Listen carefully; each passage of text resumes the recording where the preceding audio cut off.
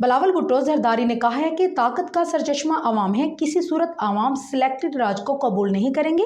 پرانے سیاستدان ماضی میں پھنسے ہیں، وہ نہ آج کی سوچتے ہیں اور نہ ہی مستقبل کی۔ نئی سیاست سے ہم ان مسائل سے نکل سکتے ہیں۔ ایک بار پھر الیکشن کے بجائے اگر سلیکشن ہوئی تو عوام نقصان اٹھائیں گے۔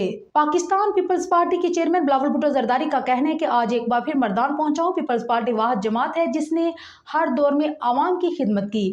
انہوں نے میدان میں ورکر کنونشن سے خطاب کرتے ہوئے کہا ہے کہ پاکستان پیپلز پارٹی کا کنونشنز اور میٹنگز کا سلسلہ جاری ہے۔ میدان میں پرجوش استقبال پر شکر گزار ہوں۔ انتخابی شیڈول کے بعد ہم میدان میں دوبارہ جلسہ کریں گے۔ بلاول بھٹو نے کہا ہے کہ اس وقت ملک میں مشکلات ہیں، معاشی بحران سے تاریخی مہنگائی ہے۔